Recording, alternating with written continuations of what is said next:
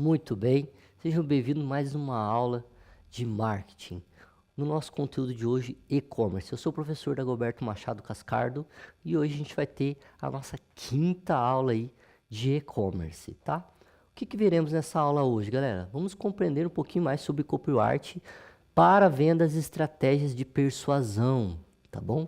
Isso basicamente a gente vai estar entrando aí em algumas estratégias mais práticas e analíticas, né? Então, bora lá. Qual é o objetivo da nossa aula? O primeiro objetivo aí, galera, é compreender o conceito do copyright e as suas aplicações em vendas, tá? Segundo, vamos identificar aí técnicas de escritas e persuasivas e gatilhos mentais. São técnicas aí específicas para o nosso uso de vendas e estruturas de campanhas de marketing.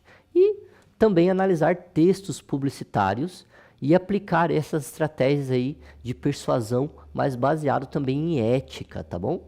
Então, bora lá, galera. Então, primeiramente, o que é o copyright? Então, copyright, basicamente, galera, é a arte de escrever de forma persuasiva com foco em vendas, tá?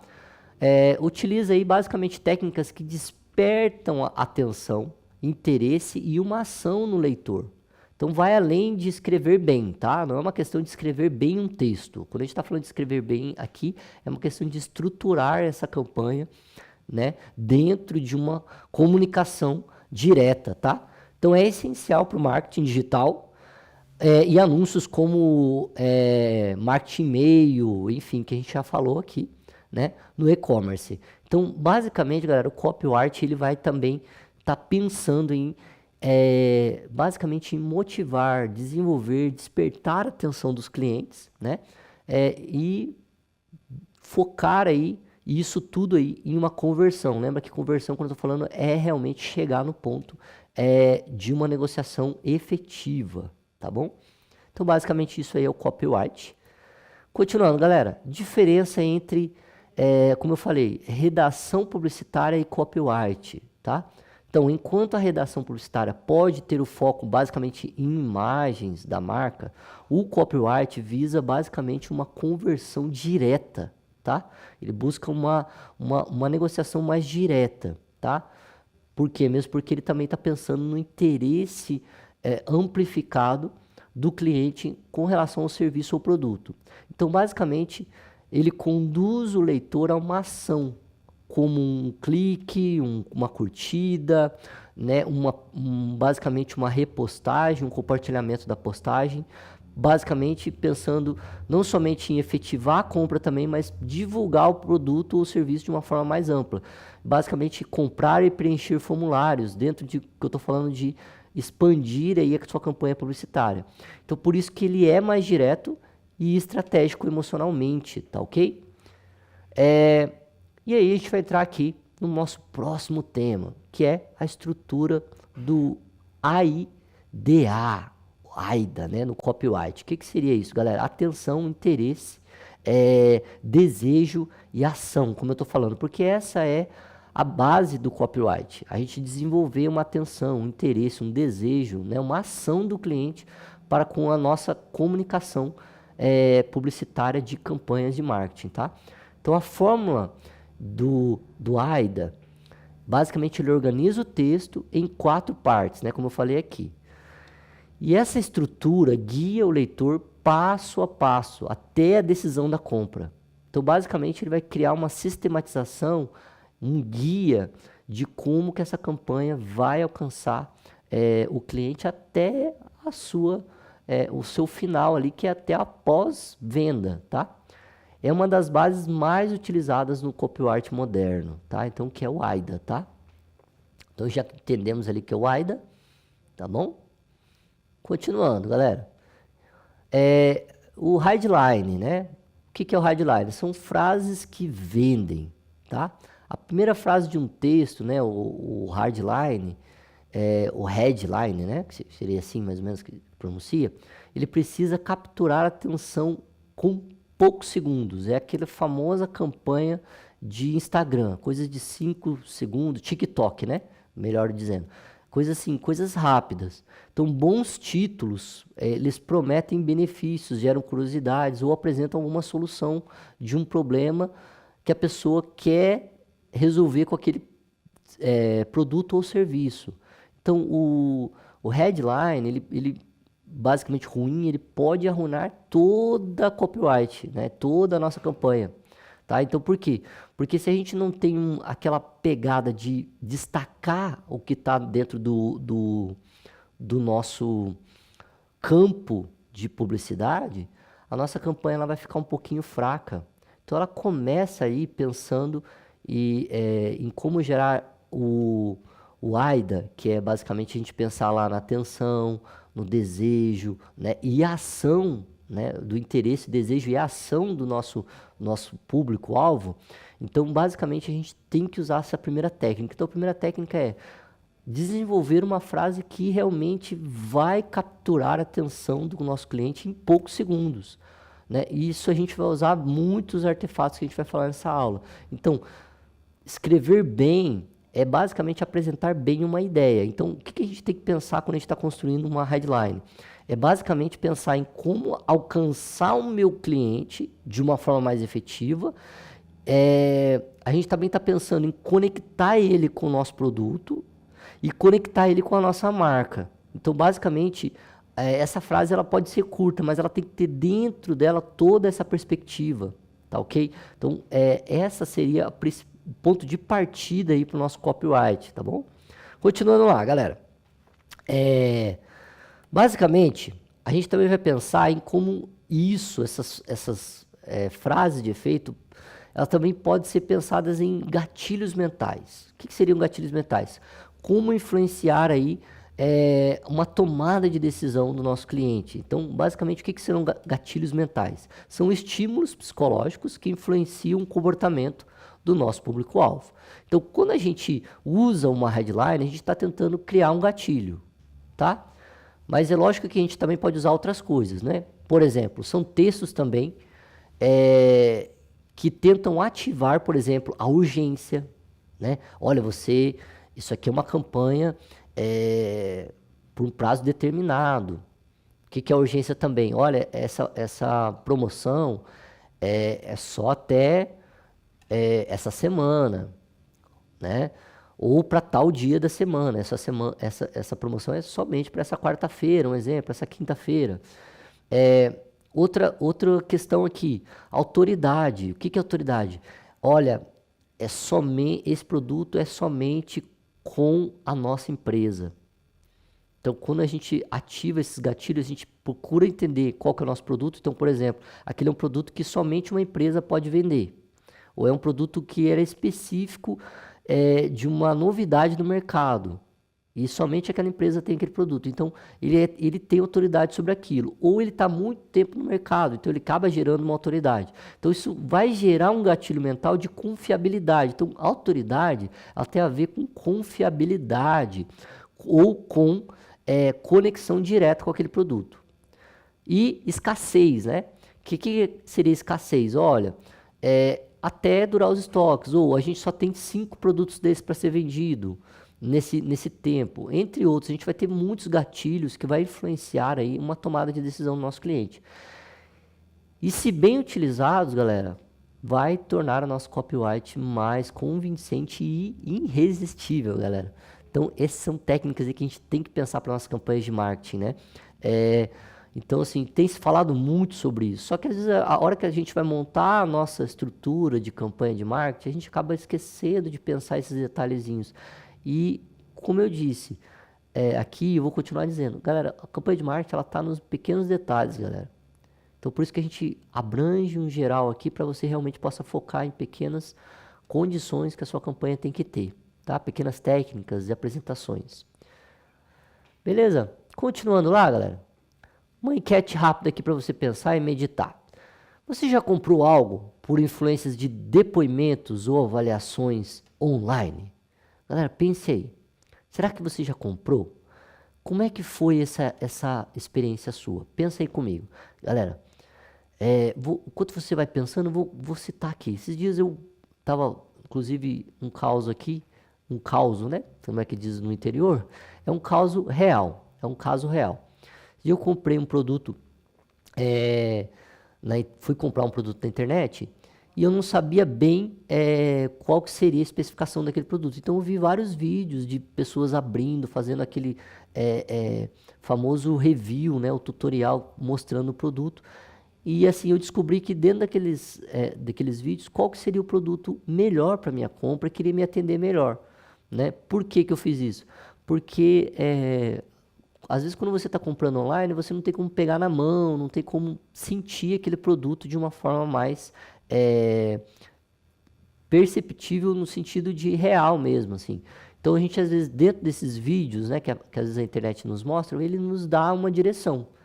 Só que às vezes eu já fiz isso e o vídeo falava uma coisa, não sei se já aconteceu com você e o produto não era bem aquilo, foi parecendo que o vídeo estava sendo patrocinado, ou sei lá, o cara teve uma percepção errada sobre o produto e não era aquilo que o produto realmente apresentava e nem era toda aquela função toda. Né? Inclusive aconteceu isso quando eu comprei uma pedaleira de guitarra, achei que era fácil de mexer, vi a galera mexendo, aí quando eu comprei a pedaleira, chegou em casa, era uma função, tinha que conectar com a internet, tinha que programar ela, tinha que baixar um monte de plugins, de atualizações, enfim. E aí eu acabei desistindo da pedaleira, porque às vezes a gente não tem tempo de estar mexendo com isso, aí comprei uma pedaleira com uma função mais genérica, mais intuitiva, assim, né, que já tinha os presets prontos, tal.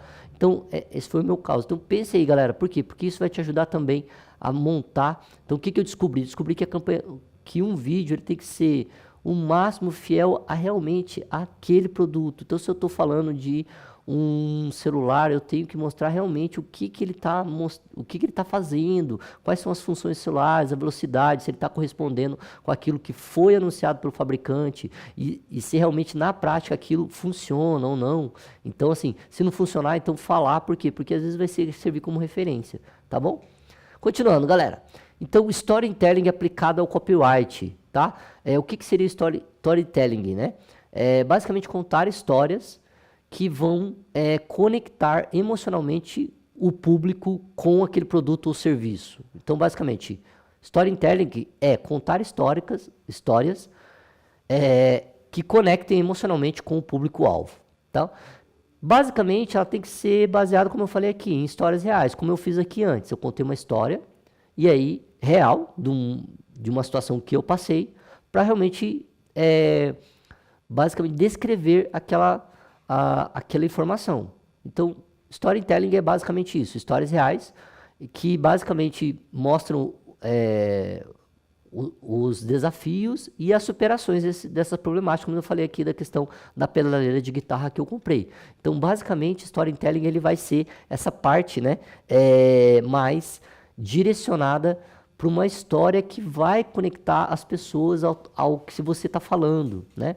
Então esses desafios eles vão criar aí uma identificação e uma empatia com aquilo que você já passou. Então usar storytelling ali no copyright, no marketing, no início da copy, né, basicamente pode aumentar aí o seu engajamento com o seu público. Tá? Por quê? Porque a pessoa, poxa, porque todo mundo gosta de ouvir uma história, isso conecta a gente. Tá? Então, quando a gente está contando uma história, a gente está tentando trazer um assunto, mas de uma forma mais de uma vivência, né? de um contexto de conectividade mesmo com aquela história. Então, quando eu estou falando de uma compra, de um serviço, é necessário a gente também trazer essas histórias para dar mais também confiabilidade com aquilo, ou de expertise, porque realmente a pessoa teve uma vivência empírica mesmo, que ela viveu aquilo realmente com aquela situação. Então ela vai apresentar por ter vivido aquilo, como eu falei.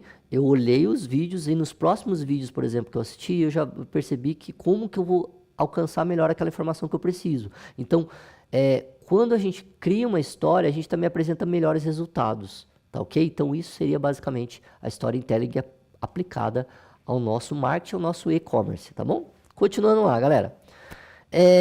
Outro fator importante aqui para a gente entender é que a gente tem que conhecer o nosso público-alvo, né? Então conhecer o público-alvo para se escrever bem, para se estruturar bem a nossa campanha de marketing. Então toda boa copyart começa com uma pesquisa profunda sobre quem vai ler, quer dizer, quem vai receber essa informação, tá ok?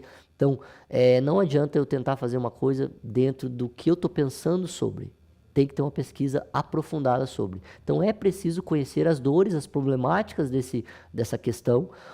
Se é um desejo das pessoas, se é uma necessidade das pessoas esse produto, esse serviço. E qual que é a linguagem, como as pessoas têm entendido, né? A linguagem, como elas têm entendido sobre esse assunto, né? Como que o público tem entendido, qual que é a linguagem do público para aquele produto ou serviço.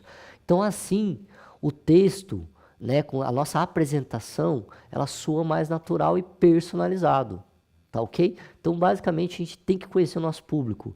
Né? É um público mais jovem, é um público mais idoso, é uma especificação de uma região, né? Ah, a gente está falando sobre a galera que mora no Rio de Janeiro.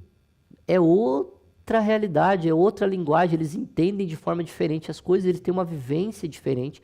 Então, a maneira com que eu vou apresentar um produto ou serviço também tem que ser pensada nisso, tá? Por quê? Porque se eu não penso nessa qualidade, se eu não tenho essa profundidade de pesquisa, às vezes eu não preciso morar lá, eu só preciso fazer uma pequena pesquisa sobre a realidade daquele local, daquela situação. É para mulher? É um produto de embelezamento feminino? Então, quer dizer, eu tenho que dar uma pesquisa. Não é porque eu sou homem que eu não posso entender sobre. Então, a minha pesquisa ela vai me ajudar nesse sentido, tá bom?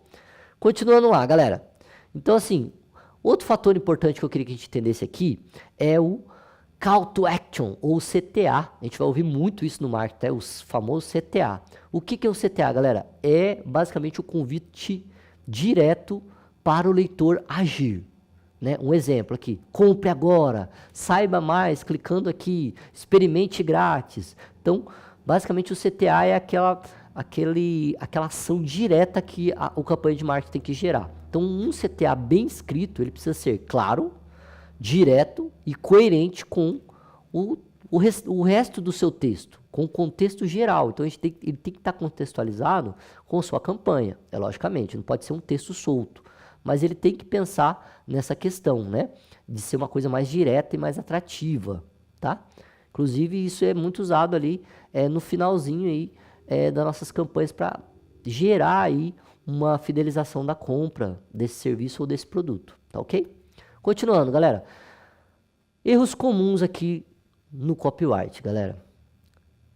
Mentiras, exageros e clichês podem gerar desconfiança, galera. Então, por mais que às vezes o produto seja mesmo aquilo, tenta minimizar. Tá? Mesmo que o cliente, o dono do produto ou serviço queira colocar aquela conotação, minimiza, porque isso pode gerar aí uma desconfiança com o cliente, né? Como diz o ditado, quando a esmola é demais, o santo desconfia, né? Tem esse ditado. Por quê, galera? Porque é um erro comum aí da galera poder querer exagerar para poder fidelizar uma venda, querer colocar um valor a mais, um quê a mais ali na campanha, e isso pode gerar uma desconfiança no seu produto. Inclusive é assim que a gente pega muito, por exemplo, fake marketing, né? São produtos que não existem, que a galera vende aí para dar o golpe. Por quê? Porque é um exagero gigante aí. Então, produtos reais, eles vão tentar minimizar e ser fiéis àquilo que o produto está entregando, tá?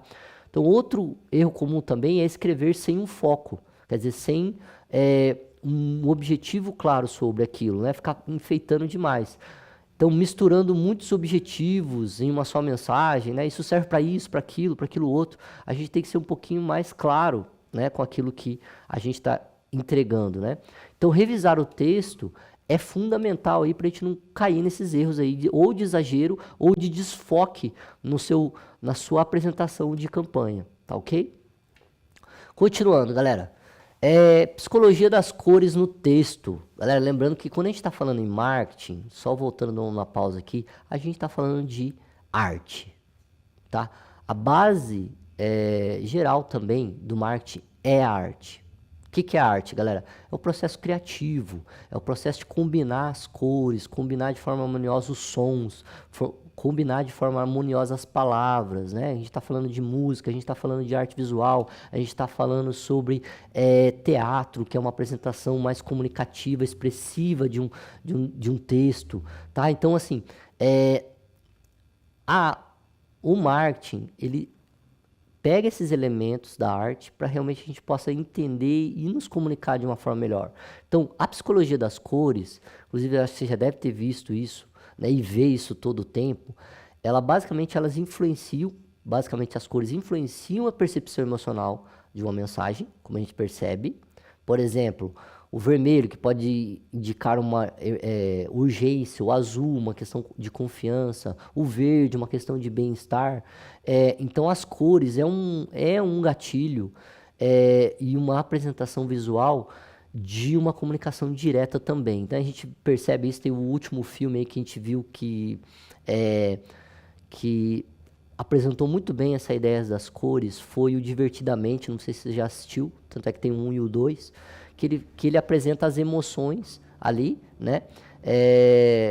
E cada uma delas tem uma cor, né? A alegria é amarelo, a tristeza azul e tal. E ele faz um comparativo de cor com sentimentos, né? Então ele apresenta os sentimentos de uma forma mais direta com as cores. Isso é muito real no marketing. Então, escolher uma boa configuração de cores também ajuda as pessoas refletem na escolha desse produto, da apresentação desse produto, inclusive, tá? Eu não vou entrar muito nessa questão nesse momento, mas numa aula a gente vai fazer só isso, como entender, como combinar essas cores, qual cor ficaria melhor em tal campanha, por exemplo, a Coca-Cola, por que ela usou o vermelho? Ela teve um pensamento, uma escolha, estratégia dessa cor, né? Porque significa vida, sangue, significa uma coisa mais forte, né? Então, tem uma questão de pensar na cor, como essa cor vai representar um sentimento, né? Às vezes, para outro lugar, o vermelho pode significar raiva, dependendo do contexto, nunca é fora do contexto. Então, mas tem uma psicologia de como aplicar as cores, né, dentro de uma campanha de marketing, tá? Então, outra coisa que a gente vai falar aqui bem rapidinho é o estilo e o tom da marca. Toda marca tem uma personalidade e o copyart deve refletir sobre isso, né? Algumas marcas são mais divertidas, outras são mais formais, mas a linguagem precisa ser coerente com todos os canais. Então a gente vai pensar aqui em questão de estilo, como essa marca se apresenta na sua posição de mercado. E importância aí da revisão e da clareza. Então, o copyart não é só criatividade, galera. Ele também é estratégico. Cada palavra conta. É essencial revisar, eliminar o que é desnecessário e testar o que funciona melhor com o seu público real, tá? Então, o copyart é basicamente isso. É essa solicitação de melhora, de revisar, de eliminar coisas desnecessárias, tá bom? Continuando, galera. E para terminar, o copyart é basicamente a habilidade essencial no marketing atual, pois ele conecta estratégia, psicologia e a linguagem. Com técnicas como o AIDA, o AIDA, né, o famoso AIDA, e gatilhos mentais, o storytelling. Basicamente, com isso, é possível aumentar o poder de persuasão no texto. Mais do que convencer, o bom copyart gera confiança e valor. Ao praticar com ética e empatia, nós, como alunos, nos tornamos, né, dentro do marketing, bons comunicadores, né, e temos aí uma comunicação de alto impacto no mercado. Cada palavra escrita seja uma ponte para conquistar e não enganar. Essa é a minha frase para o copyright de hoje. Muito obrigado por ter assistido essa aula e até a próxima aula.